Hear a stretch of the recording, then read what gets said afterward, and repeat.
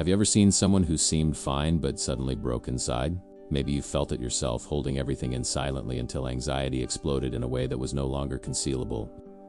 The mind screamed, the body shut down, and the heart was left without peace.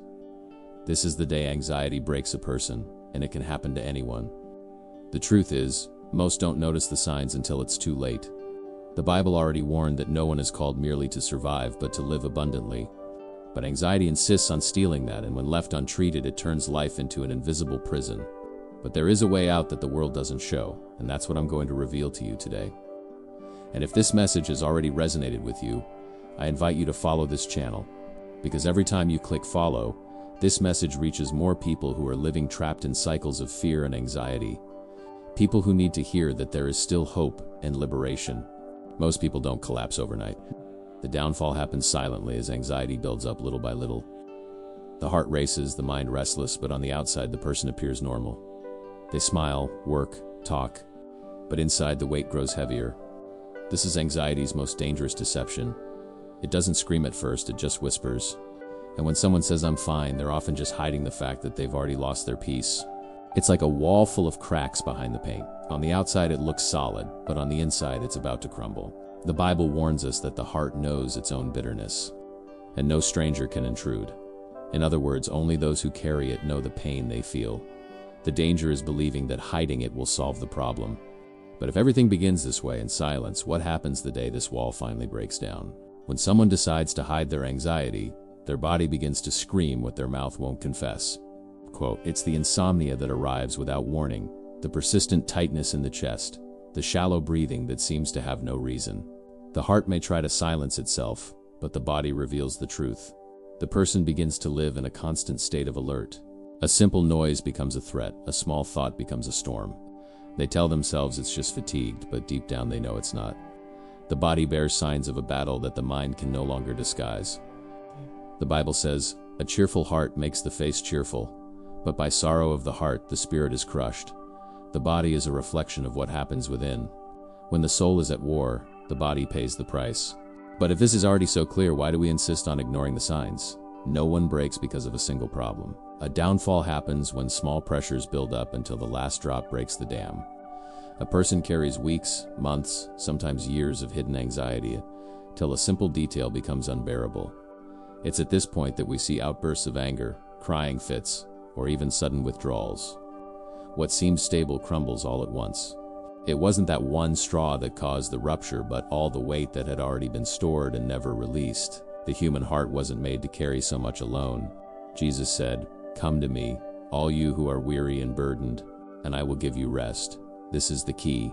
Being overwhelmed was never our responsibility. But when we ignore Jesus' invitation, we become dams about to burst. And the question is, are you waiting for the last straw to break before seeking relief?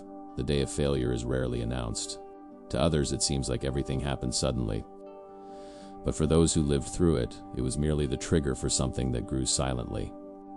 It's that day when a person can no longer get out of bed, when work becomes an impossible burden, when even breathing seems too heavy. This moment is frightening because it reveals the truth that was hidden. Anxiety, once silent, now takes over with force. The body paralyzes, the mind screams, and the person feels like a prisoner of themselves. It's as if the ground disappears from under their feet. This is the portrait of rupture, when life seems to have lost its axis. The Bible shows men and women of faith who reach this point. Elijah, for example, asked God to take his life because he could no longer bear the burden. Even the chosen ones break. But it was precisely at this point that God sent help. And if even the prophets face this limit, what can we learn from them about starting over after the fall? When anxiety breaks a person, the first feeling is abandonment. It seems as if God has gone silent, that prayers don't reach the ceiling, that heaven has become empty. This silence is distressing because the anxious mind interprets waiting as absence. And it is at this point that many believe God has abandoned them alone. But God's silence never means abandonment. It was in this silence that Elijah, beneath a tree, heard the gentle touch of an angel. It didn't come with thunder or a spectacle, but with bread and water. God's help almost always comes in simple ways, but enough to renew strength. What seems small is actually proof that He is still caring. This unexpected help is a reminder that God doesn't need grand gestures to sustain us. Sometimes it's a kind word, a verse read at the right moment, a prayer offered through tears. What matters is not the form, but the certainty. He never abandons us. And if help is already within reach, how can we recognize it when it arrives disguised as simplicity? Anxiety teaches a dangerous lie, that you need to be strong alone. That's why so many people break down, because they believe that if they can't hold the weight on their own, they've failed. But the Bible shows otherwise. Our strength has never been within us. It has always come from God. Elijah was only able to continue because he was fed by the angel and guided by the voice of the Lord. David only defeated giants because he knew whom he trusted. Paul declared, "When I am weak, then I am strong." Human weakness makes room for divine strength to manifest. The secret is not in enduring alone, but in relying completely on the higher one. This is the turning point. Stop searching within yourself for what you'll never find and start seeking in God what only He can give.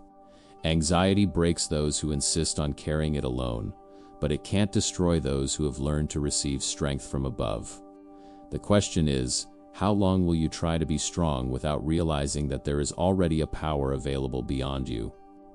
One of the biggest mistakes anxiety sufferers make is trying to appear okay to everyone. The forced smile, the automatic "I'm fine" response, the routine maintained on autopilot. This mask deceives others, but most importantly, it deceives the person wearing it. It's like whitewashing a cracked wall. The problem is still there, just hidden. Over time, the person no longer knows whether they're pretending to others or to themselves. Anxiety disguises itself as normal life, while inside the heart lives at war. And this is the most dangerous sign, when fear and distress become part of everyday life and are no longer seen as something that needs to be addressed. The Bible warns, "Woe to those who say peace when there is no peace." Pretending to be normal doesn't heal. On the contrary, it keeps the person trapped in the cycle. True liberation begins when you take off the mask and acknowledge your weakness before God. But hiding doesn't solve the problem. What can truly break this cycle of silence and appearances? Anxiety thrives in the dark. The more hidden it is, the more power it gains. That's why the first step to overcoming it is to bring it to light. Talk, confess, open your heart before God, and when possible, before someone you trust. Light exposes what fear tries to keep secret. When Elijah poured out his heart to the Lord, confessing that he could no longer bear it, it was at that point that God began to restore him. The same happens with us. When we recognize that we cannot do it alone, we make room for God to enter with comfort and guidance. Confession is not a sign of weakness, but of spiritual courage. The Bible teaches, "Confess your faults one to another, and pray one for another, that they may be healed." Healing begins the moment anxiety sheds the shadow that fuels it. But if the light is already available, what still prevents so many from revealing what they carry in silence? Anxiety tries to steal the future before it even arrives. It whispers, "What if it doesn't work out? What if you fail? What if everything falls apart?" But the Bible answers these what ifs with a powerful promise. Cast all your anxiety on Him because He cares for you. This promise isn't just a pretty verse, it's a practical command. It means that every fearful thought can be placed in God's hands, and that no worry is too small to entrust to Him. Those who live this truth discover that peace doesn't depend on the absence of problems, but on the certainty that they are cared for. When anxiety breaks someone, it seems like there's no way out. But this promise assures us that God's care is greater than any burden. He doesn't promise there won't be struggles, but He does promise that none of them will be faced alone. If this promise is so clear, why do we still insist on carrying what we could already leave at the foot of the cross? The day anxiety breaks a person feels like the end, but it can actually be the beginning of something new. It's at this breaking point that many finally understand they can no longer live alone. It's when weakness becomes an open door for God's grace to act. From then on, each step ceases to be sustained by human strength and becomes guided by the divine hand. The peace that once seemed impossible begins to blossom from within, not because the problems have disappeared, but because the heart has learned to rest in the one who never fails.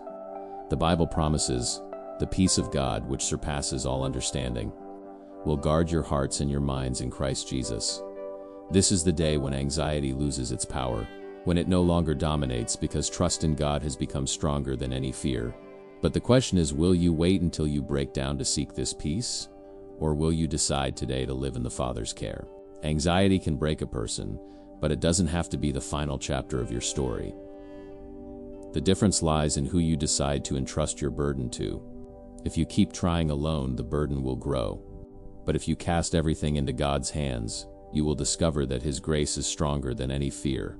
Now the decision is before you. Continue pretending everything is fine, hiding the cracks, or choose to bring your anxiety into the light and trust the one who promised rest.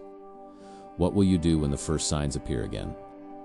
Will you let it grow until it bursts, or will you turn it into immediate prayer? I want to encourage you to not just listen, but to practice. God has already given you a promise, peace that surpasses all understanding. So follow this channel and turn on notifications, because every message here is a reminder that you are not alone and that your journey of freedom from fear and anxiety can begin today.